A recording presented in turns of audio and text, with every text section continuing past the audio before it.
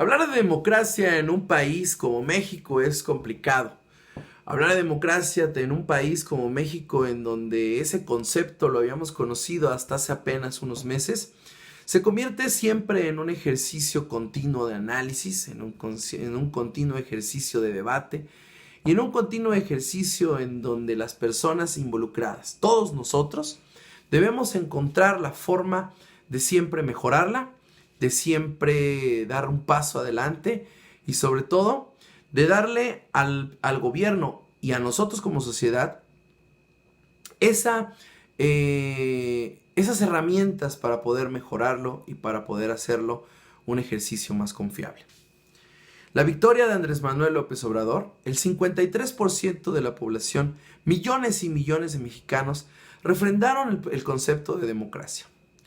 La victoria fue apabullante. A lo largo y ancho del país, Morena se quedó con muchísimos bastiones y se quedó precisamente con la principal cereza de este pastel, que era la presidencia de la República. Sin embargo, como buen político, las cosas o el oasis que nosotros habíamos encontrado de ideales y todo este tipo de situaciones se comienza a difuminar, así como se difuminó el concepto durante todos los años de los gobiernos priistas y panistas. Hoy, el concepto de democracia en este país queda un poco mal parado por una situación o una consulta ciudadana que a todas luces estuvo manipulada, estuvo mal y estuvo completamente fuera de la ley. El aeropuerto de Texcoco como tal, la obra paranoica de Enrique Peña Nieto, esa obra que seguramente al ser una obra priista estaba llena de corrupción, estaba llena de tráfico de influencias y estaba llena de muchísimas situaciones que nosotros hemos visto a lo largo de esta historia. Era precisamente esa obra que llegaba o llenaba a nuestro país de una presencia física y también, cómo no decirlo, también económica en la región y, por qué no, en el mundo. Muchos empresarios, muchas personas que estaban atentas a lo que pasaba en esta situación del aeropuerto de Texcoco, se vieron a bien colocar los ojos en este proyecto que desafortunadamente, para desgracia de muchos, ¿sí? Era una insignia de una corrupción, y para otros era probablemente también una fuente de empleo. El cancelar el aeropuerto llevará muchísimas multas por delante, llevará muchísimas sanciones económicas, y no a mediano o a corto plazo, sino probablemente a largo plazo. Muchísimos empresarios, muchísimos países, muchísimas cosas probablemente vean en México una situación completamente inestable para poder crear negocios y para poder crear situaciones de mercado pertinentes. Porque es un mundo globalizado. Y aunque queramos que las situaciones fueran equitativas, este mundo globalizado también nos arrastra a las situaciones de negocios, a las situaciones de gobierno y a las situaciones que todos, absolutamente todos como ciudadanos, podemos o no, o queramos o no entender. ¿Qué es lo importante de lo que sucedió entre el aeropuerto de Texcoco y el aeropuerto de Santa Lucía?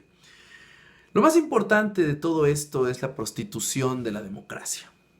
La democracia de nuevo se convirtió en ese apabullante brazo que desafortunadamente fue utilizado por Andrés Manuel López Obrador como una forma de escudarse en una decisión que ya estaba tomada desde la campaña presidencial. Por si ustedes no lo recuerdan, y si no lo recuerdan, lo invito a que se metan a cualquier página de videos en donde puedan ver cómo continuamente el señor Andrés Manuel López Obrador decía que iba a cancelar el proyecto de Santa Lucía. Y puso de escudo al pueblo, puso de escudo a la sociedad, a esa sociedad que desafortunadamente hoy aplaude las decisiones de una forma muy extraña, y aplaude las decisiones de un político que ni siquiera ha llegado al poder y ya ha dictado la agenda a lo largo del año. ¿Qué es lo importante de esto? ¿O qué es lo que nosotros tenemos que entender acerca de lo que está sucediendo más allá de Santa Lucía y Texcoco? Debemos de entender que la democracia no es un instrumento de vendetta y tampoco es un instrumento para que todos nosotros nos sintamos bien por fregar a un empresario que, créanme, se están riendo de nosotros al escuchar o al ver o al leer que van a perder dinero por todo lo que está perdido en Santa Lucía. Porque todo ese dinero, créanme, está asegurado y todo ese dinero se les va a regresar enterito a sus bolsas. Aquí el problema que nosotros tenemos es nuestra incapacidad de observar cómo un presidente electo está utilizándonos de una forma integral, de una forma bastante ramplera y de una forma en que nosotros no acabamos de entender.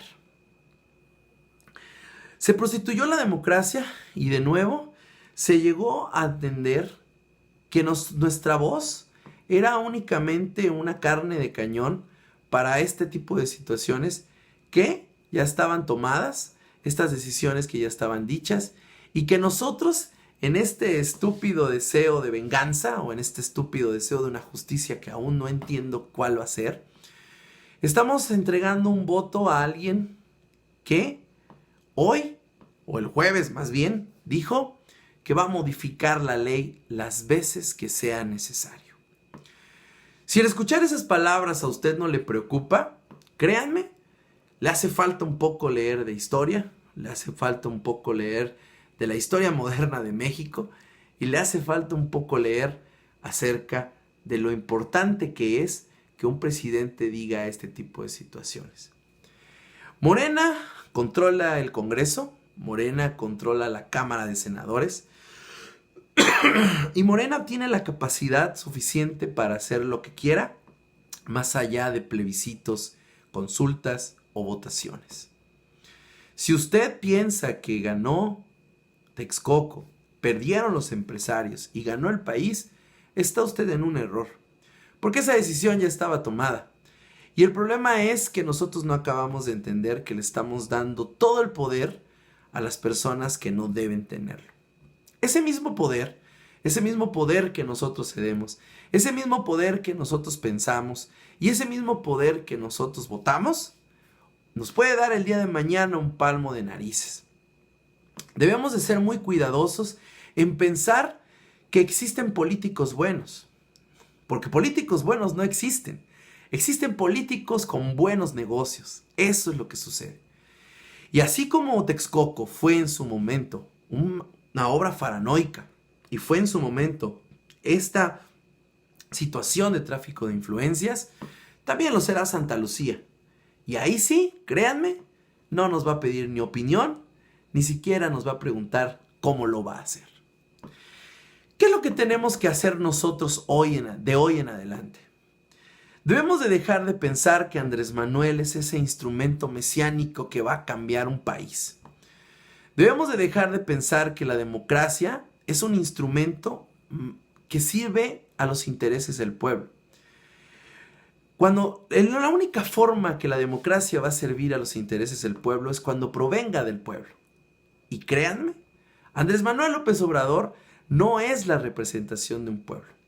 Andrés Manuel López Obrador lo único que está representando son sus intereses personales y sus intereses de venganza contra otras personas. Eso es lo que es Andrés Manuel López Obrador. Pero esto va a empezar a partir del 1 de diciembre y usted se va a empezar a dar cuenta si es cierto o no. De entrada, la prostitución de la democracia es algo lamentable que existe en este país.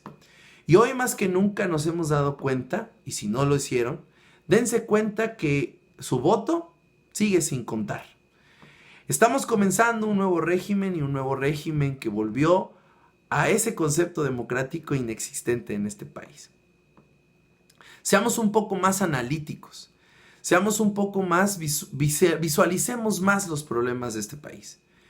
Porque más allá de una situación, más allá de un problema, más allá de cualquier cosa, créanme, un 1% de la población no es un proceso democrático.